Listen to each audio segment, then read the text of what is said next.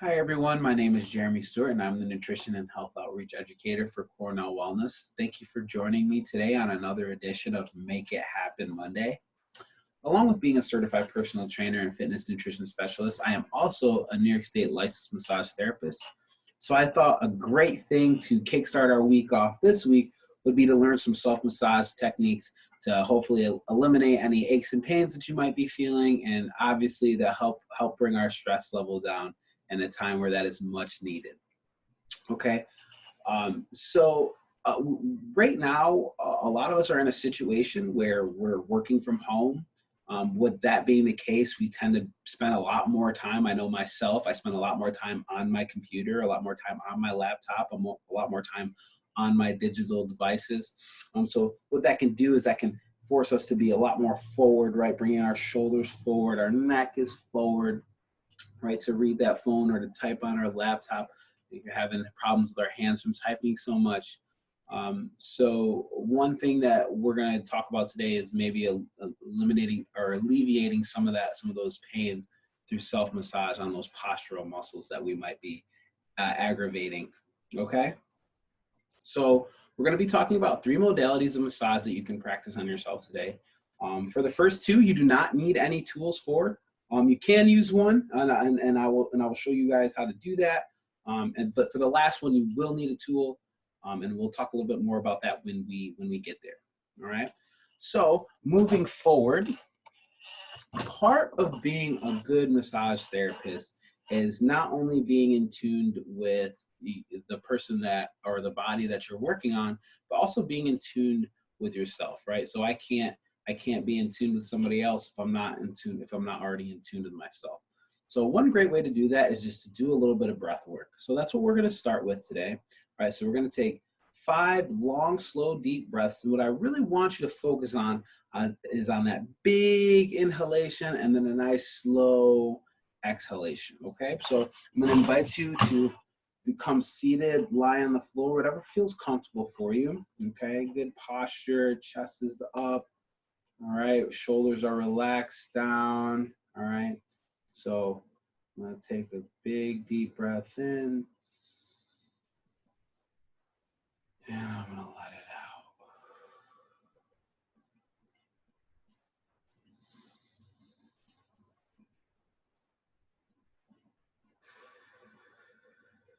Fill those lungs up as full as you can.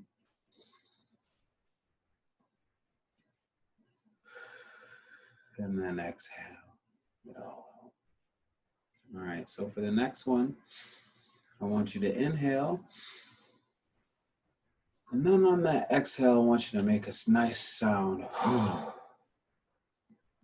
Good, one more time.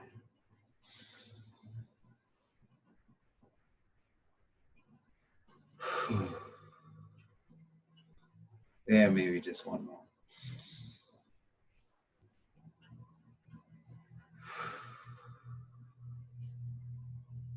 Awesome. So I'm feeling very in tune with myself. I feel like I'm ready to get started with my massage now. All right. So the first modality of massage that we're going to talk about today is trigger point therapy. Trigger point therapy is something that when I first started practicing it, it changed my life. Doing it on other people and then doing it on myself, it definitely helps me out a lot when I start feeling mostly the aches and pains that I get around my neck and shoulders area. This is great.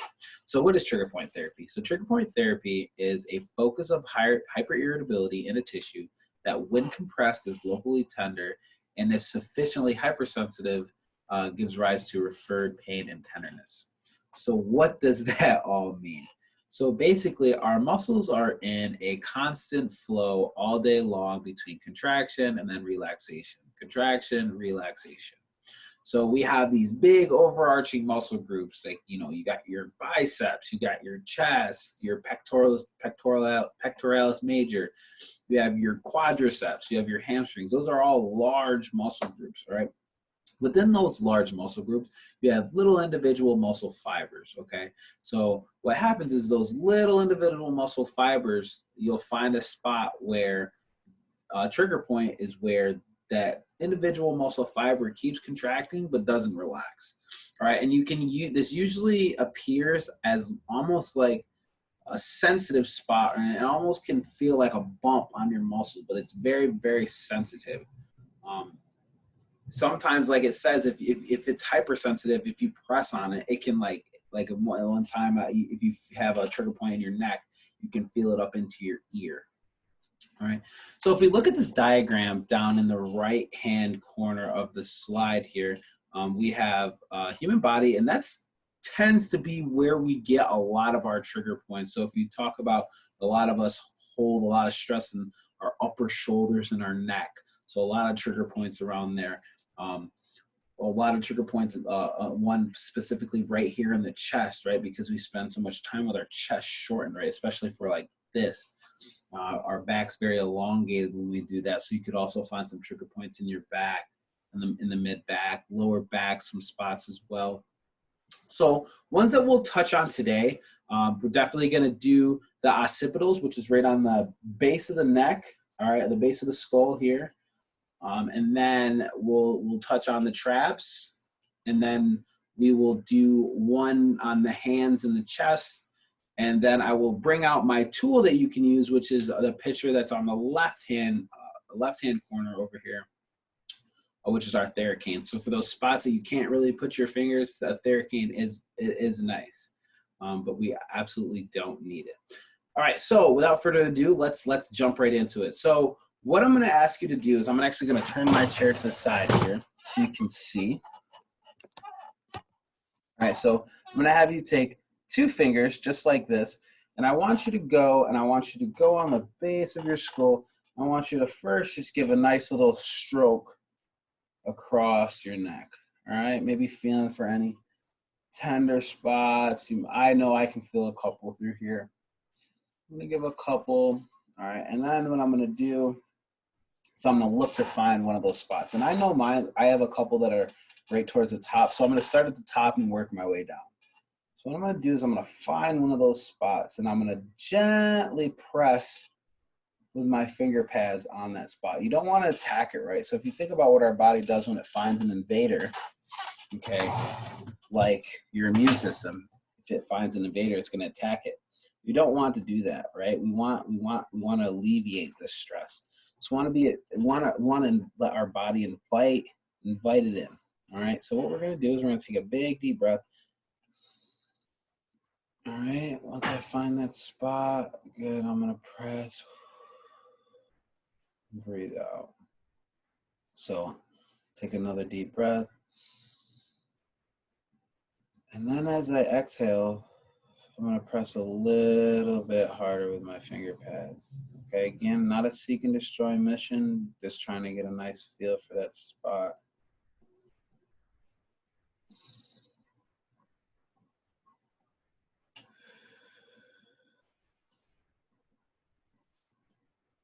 Good, we're going to hold it there for about 30 seconds. And sometimes when you feel a trigger point go, it almost feels like it melts, like hot butter. When you put a hot knife on butter, that's what it almost melts like. Keep taking those breaths.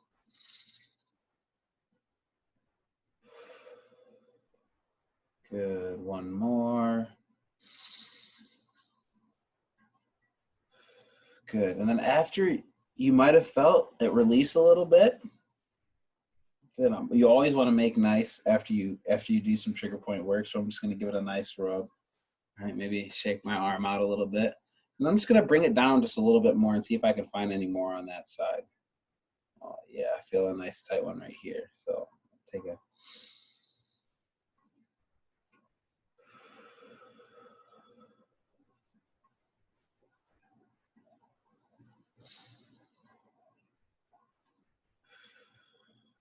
And again, I would hold that for my 30 to 60 seconds. And again, I might feel that nice melt away. If you don't feel it right away, that's okay. It does take a little bit of practice, but keep practicing and it will work. Make sure you work both sides as well. For sake of time today, I won't because I'll be here all day. The next one I want to show you is around the top of the traps. This is a huge energy point here. Okay, so I'm just going to give a feel. Oh, that feels like a good one right there. Again, it's not a seek and destroy. I'm just kind of feeling around my traps. All right, that feels like a good spot. So I lightly take my finger pads, take a deep breath, and then as I breathe out, I'm gonna press into it. But again, you don't see my arm shaking or anything. It's just a gentle press. And then with each exhalation, I'm gonna press a little bit harder.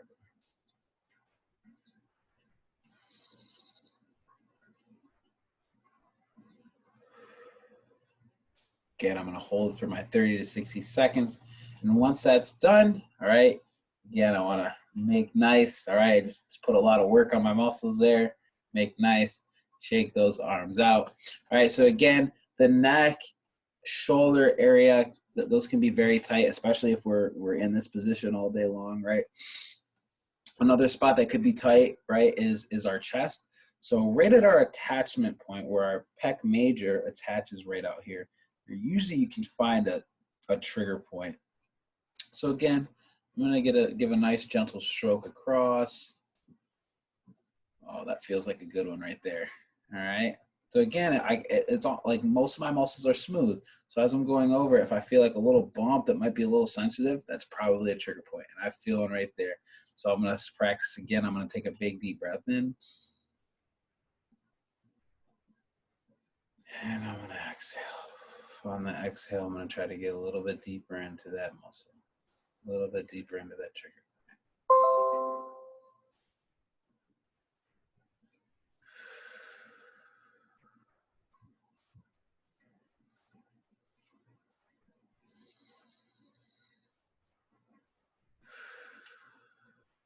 Good. I'd hold for my 30 to 60 seconds.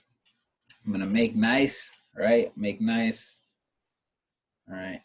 One more that I want to show you that you can use without any tools is on the hands. All right. So we tend to spend a lot of day typing, and if you're doing trigger point therapy on yourself, your hands can get a little sore. So in the middle of my palm, there's a huge energy spot right in the sole of that palm. I don't know if you can see that. Yes, right there. So again, I just want to feel around, feeling around. That feels like a good spot right there. So take a big deep breath in. As you can see, I'm not pressing very hard, all right? And then as I breathe, exhale, I'm gonna go a little bit deeper.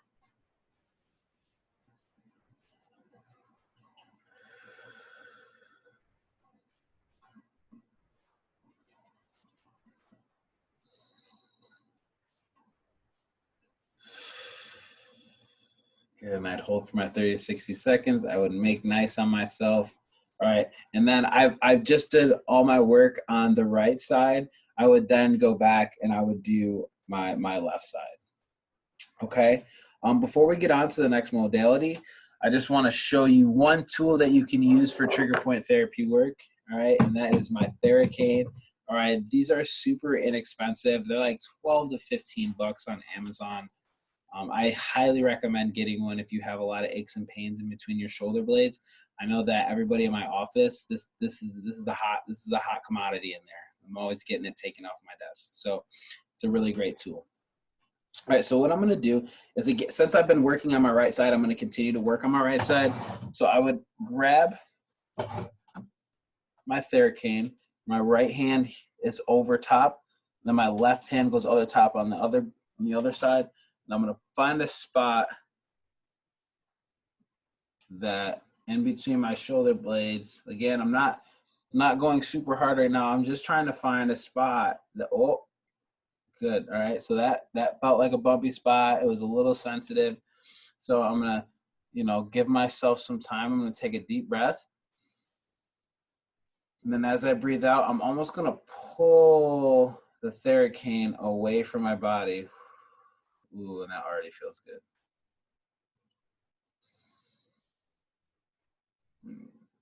So you don't want to go to the point of pain. If it does feel painful, you want to back off. All right, go to your level of comfort. And then again, with each breath, get a little bit deeper into it. And again, if you do it right, it feels like it cuts through, like a hot knife cutting through butter. Oh, good. All right, hold for my 30 to 60 seconds, and then I'm gonna make nice. Awesome. And again, so once I've went through one side, I would want to go back through and hit my left side. All right. Awesome. So that is trigger point therapy. That is our first modality of the day. So the next one we're going to talk about, all right, is reflexology. So reflexology is therapeutic pressure massage worked through the nerve channels of the body to bring relaxation, healing, and balance that is directed primarily to the hands and feet. Okay, so again, energy is one thing that rules us all. I've come to realize in my life, and according to traditional Chinese medicine, these energy channels can all be traced back to the hands and the feet. So basically, on our hands and on our feet, we have these energy maps, and they relate to another point of the body. So if you take a look at the hands, it tends to start at the top of the fingers, and that'll be the top of the body, and then it works itself down like the body does. So like head, neck, and shoulders would be like at the top of the hands, in between your knuckles, and then moving down into like the base of your hand is going to be like your thorax, and then moving to the bottom of your hand is getting into the lower part of your body. Excuse me. So with reflexology, one place that really resonates for me, and on the same thing on the feet, your head and brain is going to be at the top of the foot, and then as you go down, it's going to move down your body. So one place that's really resonated for me, excuse me, is when doing reflexology.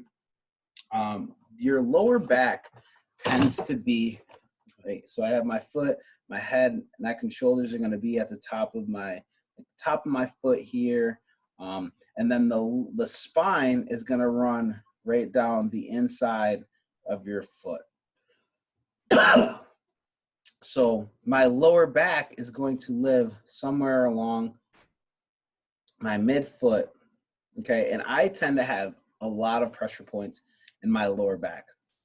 So one thing that I always, when I'm doing reflexology, it's always nice to give a nice broad stroke, because technically if I'm doing a nice broad stroke here, I'm doing a nice broad stroke to my body. All right, so if I'm having a lot of neck and shoulder pain, I'm going to want to work at the top of the foot here, right? All right, so maybe you can find some trigger points in here. One place that I always find them, though, on the spine, like I said, I have a lot of lower back issues, is you can usually find a spot midway through the inside of your foot. You'll find a nice trigger point. All right. So if you're one of those people, let's try it out. See if you can see a ridge somewhere. Like I've already found mine. I know where mine is. All right. So what I'm going to do is I'm going to take my thumb and make nice first. Again, I don't want to tack. It's not a seek and destroy. All right. I'm going to take a nice, big, deep breath in. And then as I breathe out, I'm going to treat that spot just like a trigger point.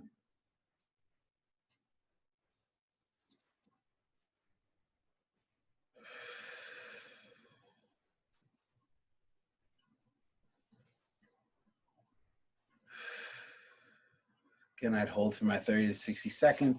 I'm going to make nice with my feet. All right. And then I would go and work the other side. Again, if you have a lot of neck and shoulder issues, you're going to want to work up in here. Also great places to work. All right. So again, follow that roadmap, and whatever is bothering you, work on that area and see what it does for you.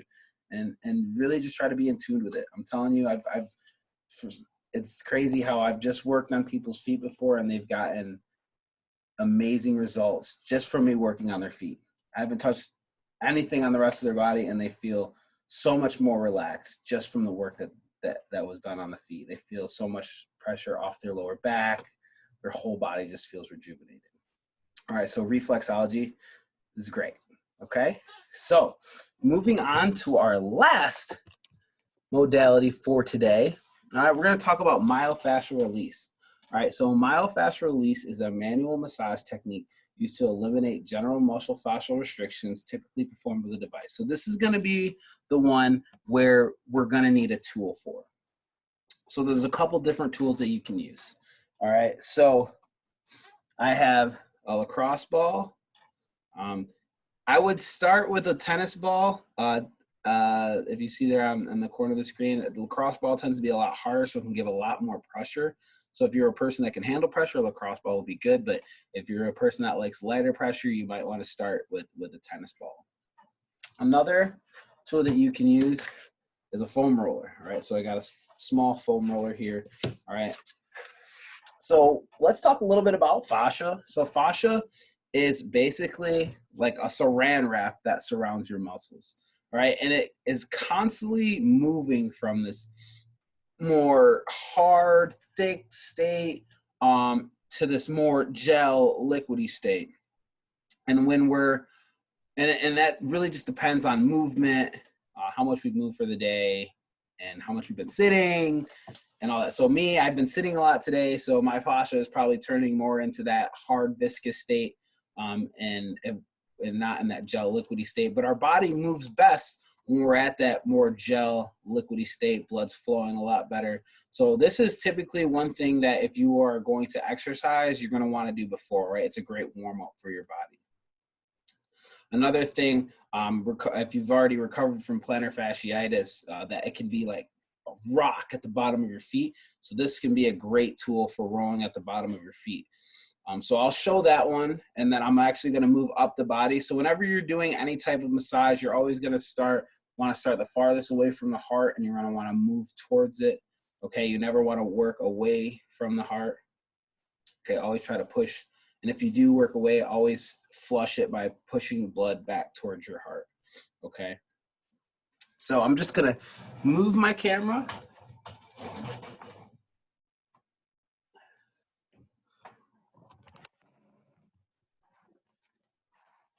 All right, so the first one I'm going to show, all right, is for your feet. So I'm going to place my lacrosse ball on the floor here, and I'm just going to take my foot, and I don't want to jam my foot down on it. And again, we want to be nice. We want to give our body a chance to react here.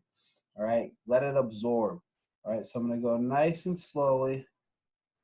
I'm going to go ahead and roll back and forth.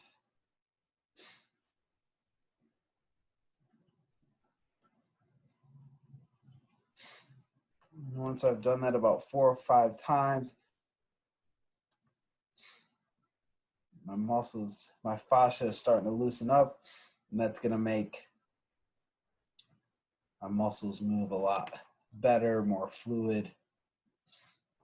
Perfect. So we want to roll about 5 to 6 times over. So once I've done that, now I'm going to move to my foam roller. Okay, and I'm going to start at my calf. Okay, so what I'm going to do, again, I don't want to slam it down. I'm going to softly placing my calf on here. So foam rolling over the calf. A lot of people have shin splints. This is going to be great for, I mean, after you've recovered, after you've gone through that acute phase, making sure it doesn't pop back up. Foam rolling is great for, right? So we're not going to be, we don't want to damage those muscles. We just want to warm them up properly so they can move a lot better while we're exercising, right? So we don't want to just jolt into an exercise routine. We always want to let our muscles warm up, have blood flowing to them first. So what I'm going to do, so I'm just going to gently roll my foam roller. And all I'm doing is just moving my leg straight to a more bent position. I'm just going to keep rolling over that spot until it feels loose. It usually takes about 20 to 30 seconds, or rolling it about anywhere from 5 to 10 times. Perfect. All right, then I'm going to move up, go next to my hamstrings. So for this, I might want to prop myself up on my hands a little bit, and then I'm just going to roll forward and roll it back. rolling forward, rolling back. Good. Do that about 5 times.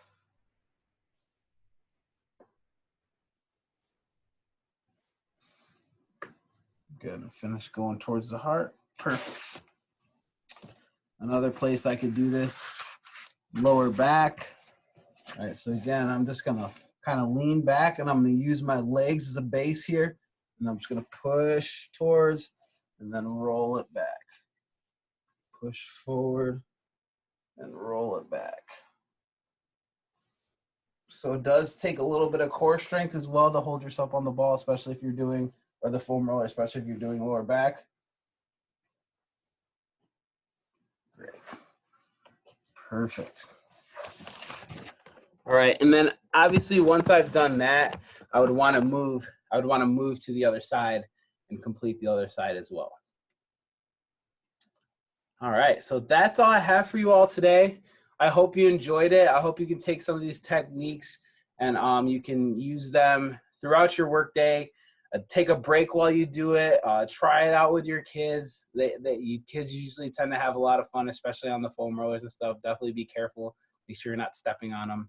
But yes, I hope that you enjoyed it today, and I hope that you can take some of these practices and alleviate some of your aches and pains from your remote workday. Thanks, everyone. Great day.